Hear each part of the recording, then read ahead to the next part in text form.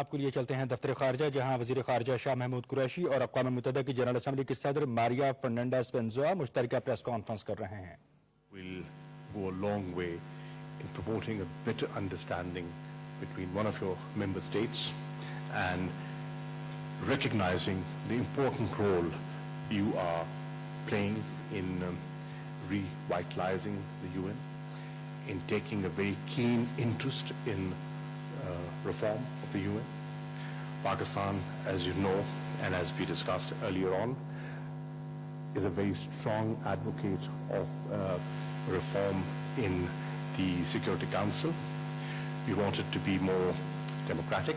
We want it to be more representative. We want it to be more transparent, inclusive, and hopefully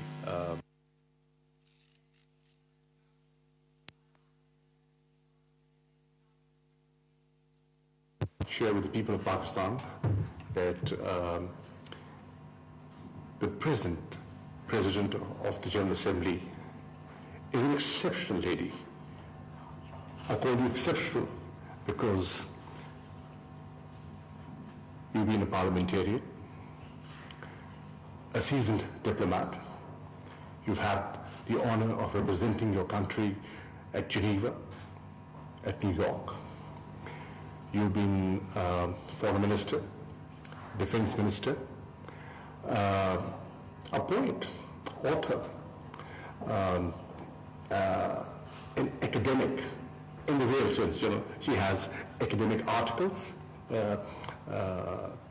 which are recognized internationally, and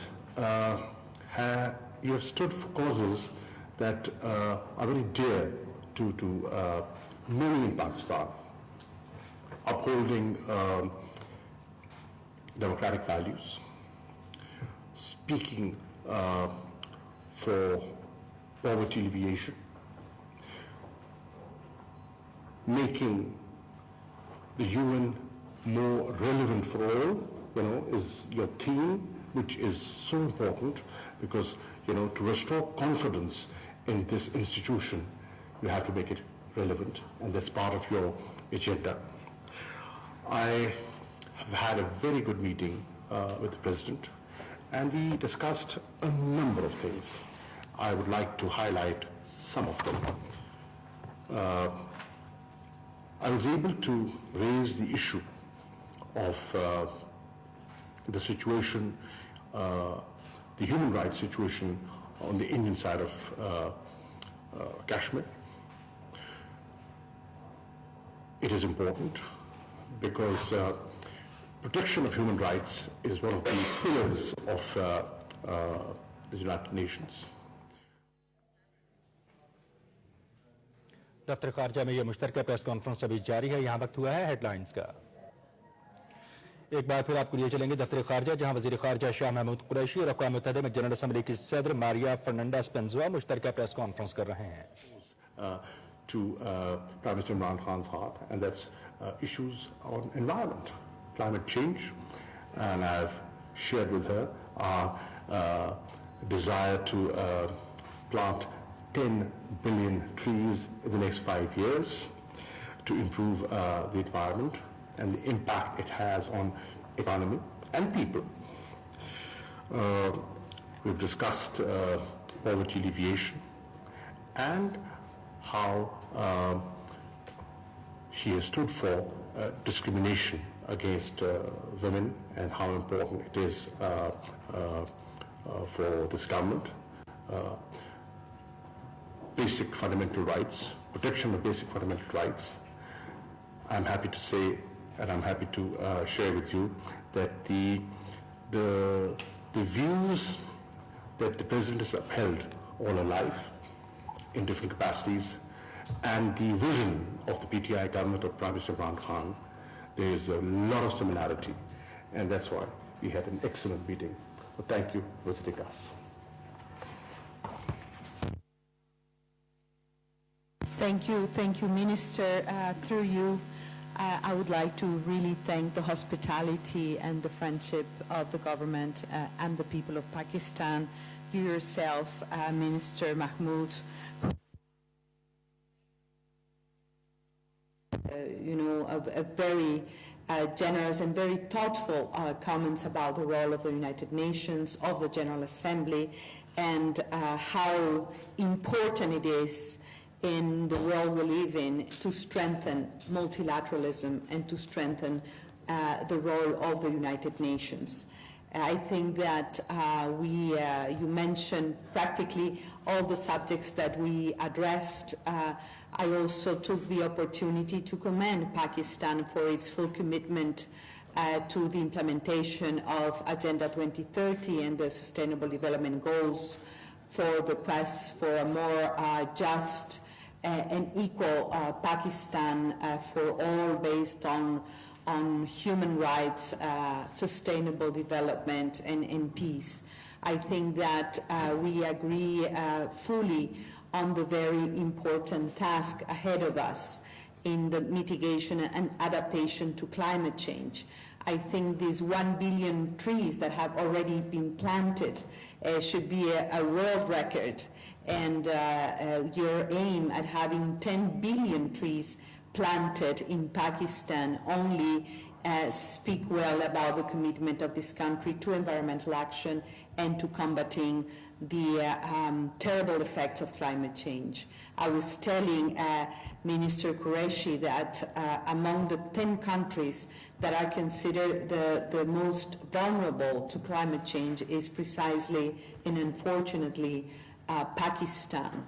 We have seen, the adverse effects of droughts in the southern part of Pakistan, floods, the effects of El Nino in this country that really limit the capacity of a country to combat poverty and inequality, to guarantee food security. So every effort that is made by this country to adapt to climate change, to mitigate, to reduce CO2 emissions is welcome. It's highly welcome. But above all, I think that we have a collective responsibility to address this very important issue of climate change. I also commended Pakistan on the efforts that the country is making to put women and women's rights at the forefront. I think it is very important. We cannot implement and comply with the Sustainable Development Goals if we leave 50% of the population behind. We also discussed about the importance of young people for the present and the future of Pakistan. As I understand the figures, more than 60% of the Pakistani populations are young people. We discuss about the big challenge of creating new jobs for young people, the commitment of the government to provide with 10 million new jobs, especially for young people, and this also needs to be commended. The discussion about two very important instruments that have been signed and agreed under the framework of the United Nations, both the Global Compact on Migration and the Global Compact on Refugees, are extremely relevant tools, roadmaps for fostering cooperation, burden sharing between countries of origin, transit, and destination, especially of refugees. And I think that Pakistan needs to be congratulated for its generosity of hosting millions of Afghani refugees in this country. So the Global Compact on Refugees and the Global Compact on Migration is going to allow, as mentioned, to foster greater cooperation, greater exchange of good practices, and also burden sharing, as mentioned, between countries of origin, transit, and destination. To host refugees in a country. I come from Ecuador, a country that also hosts, high amounts of refugees, in our case from Colombia. It's really a very important burden in our fiscal architecture. It requires a lot of investment, a lot of resources, and countries that have this generosity should also be compensated, acknowledged, and recognized. So that speaks well about the commitment of this country to people in human mobility, but people that are vulnerable and that are just leaving their countries of origin because they don't feel safe or they want to look for a better future for themselves and their families. And this is very much connected to the peace process in Afghanistan. So I also commended the efforts and the contribution that Pakistan is making to support and accompany the peace process in Afghanistan. I think a prosperous and peaceful Afghanistan would benefit the entire region, and Pakistan, but also the entire region. So we had a very, very fruitful conversation. I'm sure that I'm leaving out several of the issues we touched upon, but once again, I am extremely honored to be here in this beautiful country, to be able to meet a new government that is extremely committed to sustainable development, extremely committed to strengthening multilateralism, extremely committed to the strengthening and to the revitalizing of the United Nations and the United Nations system. So Minister, once again, thank you for the hospitality and for the great and very fruitful meeting this afternoon. Thank you very much, Madam President and Foreign Minister. Sir, we will take a few questions, Shumaila, for the Madam President. Thank you very much, Shumaila and the APP. Madam, as for UN security reforms, Security Council reforms, it has been 25 years that the matter has not been resolved regarding the membership categories and question of veto, etc. As holder of a prestigious office, do you think that the issue should be resolved through a wider consensus?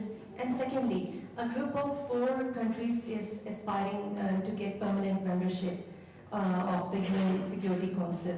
However, one of those countries has not so good track record vis-a-vis human rights violations. Do you think that the area of human rights should be taken as an important fundamental while considering the grant of permanent membership to any country? Thank you.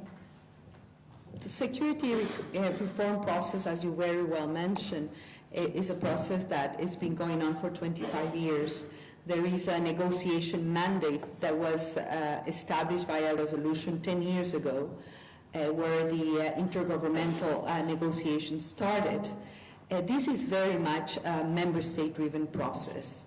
So the pace, the depth, and the content of the reform will very much depend on the decision, the political will of the 193 member states.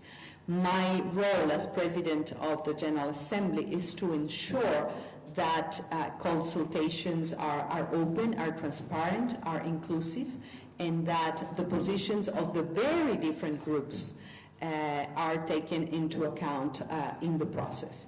It is, I cannot hide this from you, it's a very contentious issue. There is a mandate to the General Assembly to continue the negotiations, and that this process will continue, of course, during my tenure. And I have appointed 2 co-chairs for the negotiation process, and I am following it attentively. But basically, and I repeat, it's very much a member state-driven process. Thank you very much. Shabir Wagra Sahab, PTV, for the Foreign Minister. Foreign Minister साहब, आपने जैसा कि कश्मीर में human rights violations और killings पिछले 1 साल में बहुत ज़्यादा बढ़ गई है, तो क्या कोई वे फॉरवर्ड भी डिस्कस किया गया है कि क्या यूएन रोल प्ले कर सकता है, स्पेशली इंडिया को रोकने के लिए कि ये जो ह्यूमन राइट्स वायलेशन बढ़ गई हैं इनको चेक किया जाए? वे फॉरवर्ड के हवाले से कुछ डिस्कशन हुई? I will quickly translate the question please. for the benefit of the President. Yeah, it is. Just for me, he's going to translate the question for you. Oh, okay, thank you. He is asking that the Foreign Minister just mentioned that he did discuss the issue of Jammu and Kashmir, and he is asking whether the human rights violations in Jammu and Kashmir, Indian occupied Jammu and Kashmir being perpetrated by Indian forces were also discussed, and Foreign Minister. دیکھیے انسانی حقوق کی پامالی کا تعلق ہے. پاکستان گاہے بگاہے اس پر بات کرتا رہا ہے, لیکن اس دفعہ ایک تھوڑی سی نوعیت پہ تبدیلی آئی ہے, اور وہ یہ ہے کہ اقوام متحدہ کی نامزد کردہ ہیومن رائٹس کمشنر کی ایک رپورٹ جون 2018 میں آئی ہے, اور وہ رپورٹ جو ہے وہ سرکولیٹ ہو چکی ہے, پبلک ڈاکیومنٹ ہے, سب نے اس کا مطالعہ کیا ہے, اور اس نے ان سب چیزوں کو ہائی لائٹ کیا ہے جو پاکستان گاہے بگاہے کہتا چلا آیا, اور اس پہ ان کی سفارشات میں سے ایک سفارش یہ ہے کہ اقوام متحدہ, جس کی کہ آپ جنرل اسمبلی کی صدر ہیں, ایک کمیشن آف انکوائری تشکیل دیا جائے جو کہ انویسٹیگیٹ کرے اور حقائق جو ہیں وہ دنیا کے سامنے رکھے. پاکستان سمجھتا ہے کہ اس میں وزن ہے اور اس کو توجہ ملنی چاہیے. پاکستان یہ بھی سمجھتا ہے کہ یہ مسئلہ جو ہے اس پہ اقوام متحدہ کی ذمہ داری ہے. یہ جو اقوام متحدہ کی سیکورٹی کاؤنسل ہے, یہ اس کے ریزولوشنز جو ہیں وہ آپ کی ایجنڈا پر ہیں.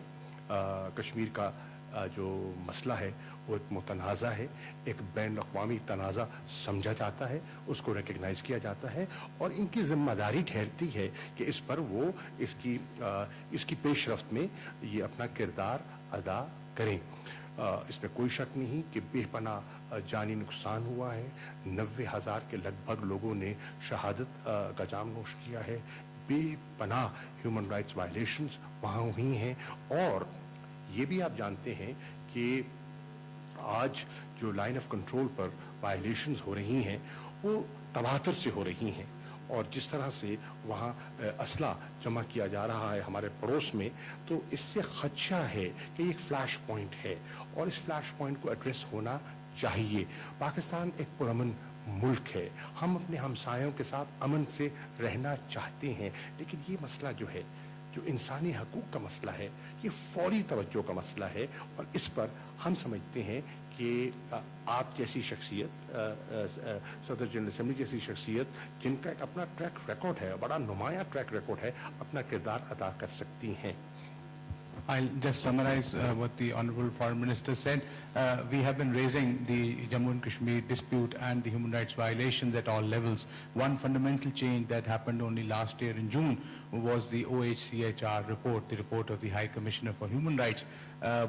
It mentioned, it enlisted the human rights violations that are happening in IOK. One important recommendation was the establishment of a commission of inquiry to look into the matters and to put an immediate halt to whatever is going on in IOK. Additionally, he also said that the UN Security Council resolutions are the fundamental hallmark for which, on which the settlement of Jammu and Kashmir dispute can be held through a plebiscite, and it is the responsibility of the United Nations to implement the UN Security Council resolutions. The human rights violations have been gross in Indian occupied Jammu and Kashmir.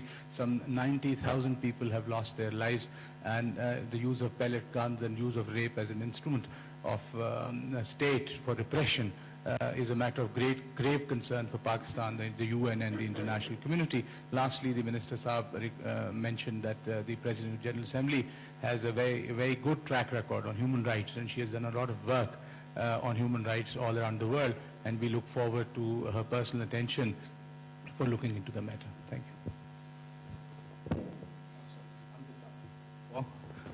The PGA, please. Amjad Ali from State Broadcaster PTV News. Madam President, Human Rights released a report on massive human rights violations in Indian occupied Kashmir in June last year. So my question is, what you and the UN can do to stop India from committing these severe violations? And also, there are Security Council resolutions on Kashmir. So the people of Kashmir ask how you can play a role to implement those resolutions. Thank you. Well, I think that as enshrined in the UN Charter, my role as the President to the General Assembly is to ensure within the mandate that we have to continue to make recommendations on the general principles of cooperation for maintaining international peace and security. You very well mentioned that you referred to a Security Council resolution. I am the President of the General Assembly, but of course the Charter is built in 3 pillars. The 3 pillars of the Charter are peace and security, development, and human rights.